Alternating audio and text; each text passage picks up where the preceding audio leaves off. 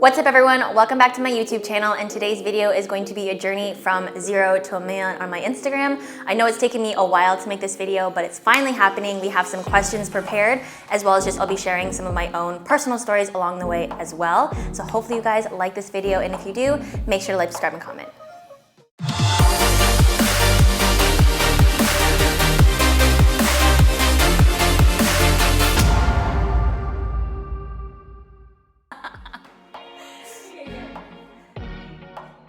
So when did you start your Instagram account and what inspired you to start it? So I started my Instagram account back in 2017, and this was when I was just finishing up university, so it was relatively just kind of for fun, and I actually kept it hidden for a long time.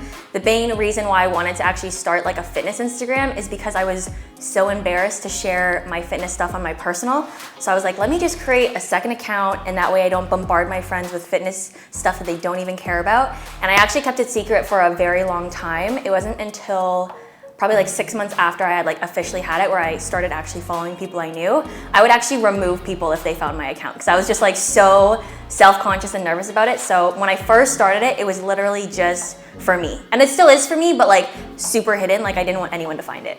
What are some major lessons you've learned? Oh my gosh, like literally so many. Okay, so lesson number one, when it comes to Instagram, we all get so tied up in like, let's figure out the algorithm, like what's the key to it? And like honestly, at the end of the day, we have no idea what it is and we have no control over it. So the best way to go about having an Instagram, whether it's for fitness, your business, beauty, whatever it is just make sure that you're creating content that you really enjoy, because at the end of the day, it's your platform and it's how you want people to engage with you and see how you are as a person and how you're representing your business. So the biggest lesson I've learned is just stop trying to like overthink it too much. Just literally create things that you enjoy doing and that you're excited to post about. Because as cheesy as it sounds, like when I create a video, I get so amped being like, oh my gosh, like I finally got the one that I liked and I'm excited to share it. And I think that's why a lot of my following and my community understands that like that smile at the end of my video is so genuine, because I'm excited to do it, I accomplished something new, and I'm just overall happy with whatever I'm creating. The second thing I would say that I've learned a lot from my Instagram is kind of going back to that first question of just not caring who actually sees your account, because again, you're just making it for yourself. So Instagram, when I first started it to now, not only has there been growth in numbers, but also just my confidence in myself, because now when I post things, I'm not like, oh my gosh, like what if people don't like it? Because I know that I like it and the people that are close to me think it's cool, so that's all that really matters to me. And it's less about like some random person in Wisconsin. If they're like, wow, that girl's a loser, I'm like, okay. Like I just have that different mindset now, so I think when you're creating your own content, you can't just be worried about what other people think, because just like in life, you can't please everyone, and there's always gonna be someone out there who has something to say, whether it's positive or negative, and you just have to focus on the people who like your content and the community who gets attracted to you, and those who aren't, just let them be and just not care. So how is it like to work with brands? Any advice on that? And do brands reach out to you or do you reach out to brands? Okay, so starting with the first question, when it's like, what brands do I like working with, or what is like working with brands? Number one important thing is to make sure that the brands that you work with, you get a genuine connection with whoever it is, whether it's the athlete manager or in best case scenario, the owner of the company. I know for myself and all the brands that I work with, I genuinely like working close with the managers or who's ever in direct contact with me, as well as just getting to know the other athletes on the brand. Having that community outside of just obviously Instagram, but getting to know other athletes and just getting to know them as people and friends is something that's really important to me. So I definitely recommend just doing your research into the brand before getting directly into it, because obviously when brands reach out to you, we get super excited just because it's an opportunity, it's something brand new, but make sure you genuinely like the brand before you decide to do something like a long-term partnership, like a year or 6 months or anything like that. Now in terms of brands reaching out to me or me reaching out to brands, that honestly just depends on each scenario. So all my long-term partnerships, that's Gymshark, Rain, as well as Blue Star, they all reached out to me either through email or DMs. That's something that's super important to check, is your messages, because there is so much hidden opportunity in there that a lot of people miss out on. So I always make sure to be checking those at least 2 to 3 times a day, just to make sure to stay on top of them, and that way I see everything and I'm not missing out on anything. Now in terms of brands that I reached out with, if you have a brand that you love and that you use their product all the time and they haven't reached out to you, it's a great opportunity to either be tagging them in your videos or tagging them in your stories, and then if anything, you can also message the brand being something like, hey, I love your brand, I've been wearing it for X amount of months or using it for X amount of months, I love what you guys stand for, I know some of your athletes, I love what they value and what they represent, and I would love to explore an opportunity with working with you. You never know unless you try, so like everyone says, just shoot your shot and see what happens. Can you walk us through a post? What is your approach to posting? Walk. Let's walk through this, because this is actually really hard and a lot goes into it that a lot of people don't realize. So say if I'm creating a new combination, whether it's push-ups, backflips, whichever, typically what I'll do is I'll go through my own feed and kind of see things that I've posted to make sure, one, that I'm not repeating content so it gets boring, but kind of pulling from different ideas, different videos, and getting a new combination to create that's a little bit more challenging than the last. And then if I can't find anything necessarily on my Instagram that I'm like passionate or super excited about, I'll go to other fellow followers or just go to the explore page and see what else is there. And then of course, if I do find something from someone else, I always make sure to tag. Tagging is super important when it comes to content. And then from there, it actually comes into the creative process of actually doing it, which ranges from anywhere between 15 minutes to like an hour, depending on how complicated it is. And then from there, usually the night before, I'm gonna be on my phone looking for trending sounds. So trending sounds on Instagram is that little arrow at the bottom of the screen next to a noise. So you can go on your explore page and just literally swipe through as many videos as you want. I usually save around 3 to 5, and then I'll go actually into the editing part and kind of match each song to the video and see if there's any ones that I particularly like. If there is no trending audio that goes with my current video, I'm gonna look at the popular page for music, and I'll look for anything that has over 300K more uses or like views, and use a sound like that, because that's one that's kind of more pushed into the algorithm, you know what I mean? And then from there, I'll kind of just put it up on my Instagram account and post it. So for me, editing is pretty minimal. I usually just try to put music on. I don't really do a ton of like different angles, cutting, chopping. I truly like to do a full seamless one take. I don't like to pretend that I've done something if it isn't done in one take. Even if it's from different angles, I just like the way it looks, and that's just me personally. And sometimes I'll add in like a slow-mo here and there, but again, that's usually done on my iPhone. So this wasn't covered in the question, but when people ask like what materials I also use to edit my videos or film them, it's literally my iPhone 13 Pro Max, and that is like 90% of my content, unless I'm filming with my film guys, in which case it's whatever cameras they have. So this content is filmed with my film guys on their Sonys, but otherwise it's always my iPhone. Also, just to say though, I think that your account is unique in the sense that you post the process in your stories to show the zoom ins. We love those. Yeah, definitely unique to your account. Okay, next question. What are your top 3 pieces of advice for people getting into social media? Okay, so for people who are specifically getting into social media, who are trying to grow their business / their obviously their own business, like their name, number 1 is create your niche. So for me, my Instagram account, as funny as it sounds, is socks, smiles, flips, splits, handstands. Like it's that showstopper entertainment aspect, but also that personal aspect of the smile, and then obviously also my bloopers too. I think a lot of people like my account because I'm relatable. Of course, I post these great videos, but it's a process. Like we said before, like I post the bloopers of me falling on my butt, swearing, getting frustrated. It's not as easy as it looks, and I think a lot of people do get more motivated by that because they're like, wow, like she struggles too, but she ends up getting it, so I'm gonna push through my struggles and whatever they're going through with their fitness journey. So that's something that's super important, is to find something that makes your account unique, and that after someone watches your account, they leave with something. So for a lot of people, when I smile at the end of my video, they say it makes their day. So they watch all the way to the end for that like feeling of like happiness and joy or relatability, and that's something that's super important. So whether it's knowledge, an emotion, a memory, something like that to leave your audience with is something that I definitely recommend, or is one of my top tips. Second tip to help grow your account is networking. On Instagram, if you find accounts that are similar to yours, that you grow and like see inspiration from, you can tag them, you can message them, you can comment on their posts, share their posts, anything like that, because then you're kind of like building your community and connecting with people who are like-minded to you, and then that's often how you create some of the best like virtual friends. At least that's how I've done it, and I find that it's good in terms of your creative process, because you get to see someone else creating something and you get to try their challenge and add their little T-twist.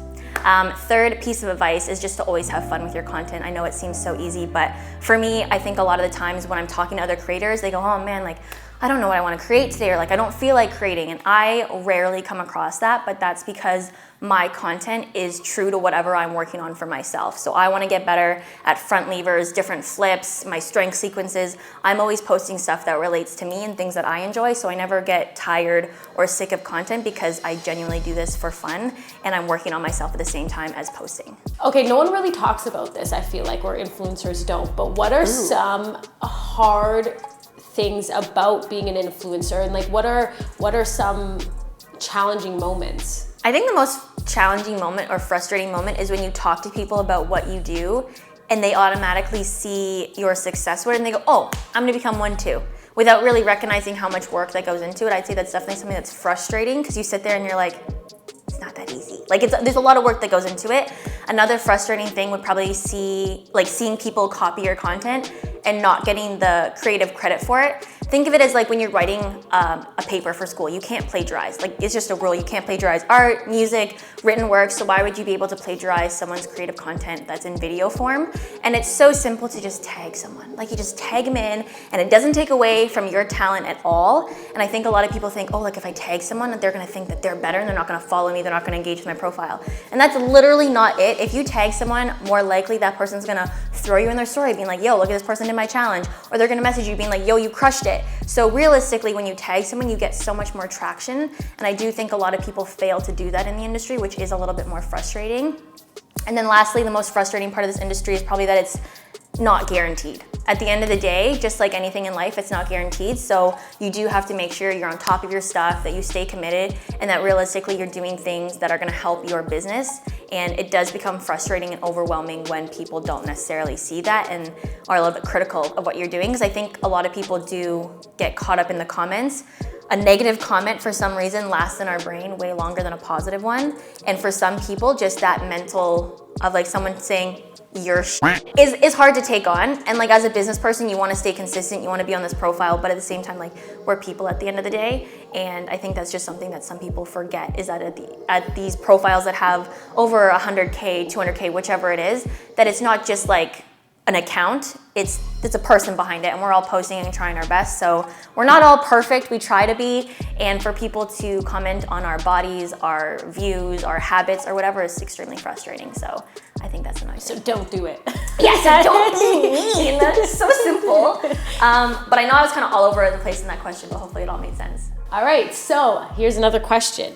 How do you feel about the fact that people look up to you and like admire you? That's honestly crazy to me because like when I look at myself, I'm like, oh, I'm like Little T Fitness. I'm Taylor, I'm goofy, I'm low-key like a weirdo in terms of just like I do zoom ins on my faces, like I'm your average person. So I think when people come up to me and they're like, oh my gosh, like can I get a picture, or like just want to talk to me and like they're nervous, it always throws me off because I'm just like, I'm a regular gal, you know, just like I'm someone where if you approach me, I am so down to talk to you, teach you anything, or do whatever you want. Like I always say when people want a picture, I'm like, do you want to do like a mobility sequence? Do you want to do a push-ups? Because I'm so like excited or like amazed that someone would even want to come up to me and say hi or like recognize me. Like that still shocks me, and it makes me so happy, and it honestly makes my day, especially like some of the messages on Instagram too.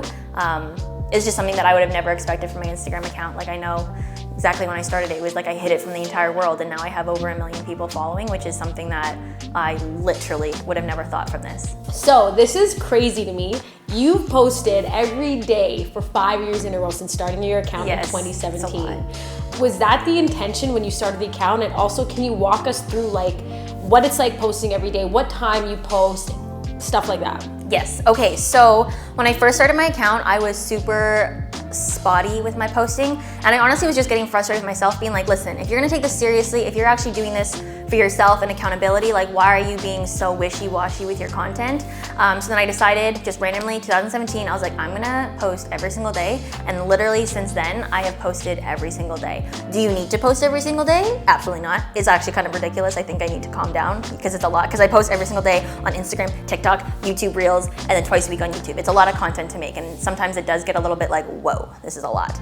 But in terms of people, and what I suggest is always pick a frequency that you can stay consistent with, because consistency is the biggest thing with any platform. And that in terms of like the amount of days a week, the time that you're posting. So for me, I choose to post at 11 to 11:30 EST because that's around lunchtime for my time zone, and it's morning time for PST, which is my other popular time zone that I have for following. So it's kind of like it's here, breakfast, they're getting ready, they're on their phones, versus lunchtime, you're on your phones as well. So it's a popular time to be posting. And then in terms of frequency, if you can post 3 to 4 times a week, I would say that's a really good spot. I would say twice a week is a little bit light. However, for someone who's just trying to build consistency and get into it, I would definitely say stay on the lighter side than trying to aim big. You don't wanna like start off as a hero and then go to zero. Like you wanna go, I'm gonna post 7 days a week, and then after 2 weeks post nowhere and be nowhere to be found, because it definitely does affect your appearance in the algorithm and how your videos get pushed, as they so say. And then in terms of everything else when it comes to content, I tend to have specific things I want to hit each week. So I have Mobility Monday, Skill Drill Saturday. I wouldn't recommend doing more of those days where it's like Trick Tuesday, Flip Friday, because then you become so constrained to those topics and you can't really do your own creativeness to it. You still want to have fun. So I have 2 days where I have content for sure that I know what I'm doing, and the rest of the days I try to add in something that's educational, whether it's like a challenge or a nutrition thing, depending on my Instagram, or something that is more fun and entertaining or funny. So just kind of mixing that up, and I try myself to hit push-ups, flips, my mobility, educational, and then just kind of like some fun post challenges, whichever. So that's kind of my thought process behind my posting. Okay, next question is, how supportive was and are your friends and family with your account? Oh my gosh, my friends and family are the most supportive. Like, you guys know this, you guys see it in my videos. My friends help me film my videos. They're so patient with filming my videos because, as you know, like sometimes it can take an hour, and they're there just being like, rolling, ready. So my friends have been the best. They always share my content, comment. We help each other out. So the community that I have in terms of them helping me with my social media as well as just training aspect is probably the best environment I could ever be in, and that's why I stay motivated. I know a lot of people ask, like, how do you stay motivated to post or continue your fitness journey? Like, do you ever get tired of it? Like, I personally don't, because my entire life is fitness and all my friends are into fitness and they keep me accountable and motivated because I see them accomplishing their goals. So I, of course, want to make sure I'm up to par with them.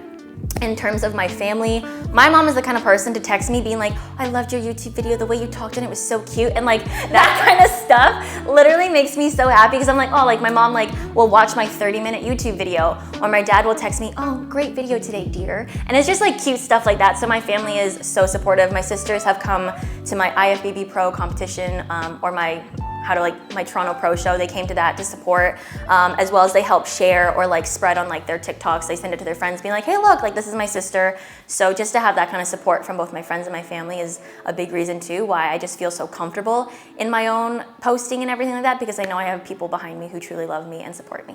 Yay. Last question. So you've hit 1 million followers on Instagram. Yes. Congrats. Thank you. What is the next goal, and what are your intentions moving forward? Ooh, okay, so this was definitely a popular question in the Q&A that I put in my Instagram.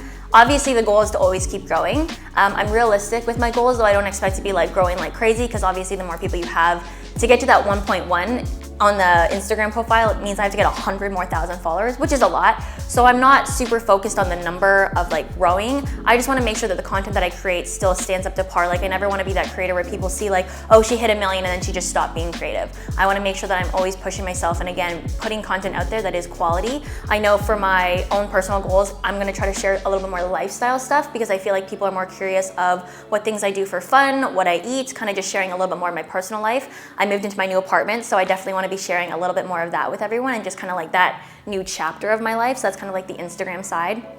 I want to be growing my other accounts like TikTok and YouTube. So YouTube, I've increased my posting to 2 times a week to really try to put out quality content, whether it's tutorials, follow-alongs, Q&A videos like this, or just fun vlogs, just to kind of give a little bit more variety in my page. And then TikTok, I'm still trying to figure out TikTok. I kind of just post on there for fun, in terms of just kind of like jumping on trends, because I don't typically do like the dancing stuff or anything like that. But any of the trends that I see, like transition videos or certain acrobatic challenges, I try to jump on those a little bit more, because I know that platform is more trend related than more Instagram, where I kind of just like stay in my own lane and I just kind of do whatever I want. But that's kind of like my goal, is just to keep growing in all aspects, and then of course have fun. Eventually too, I would like to travel a little bit more. But other than that, just to have fun with everything I'm doing.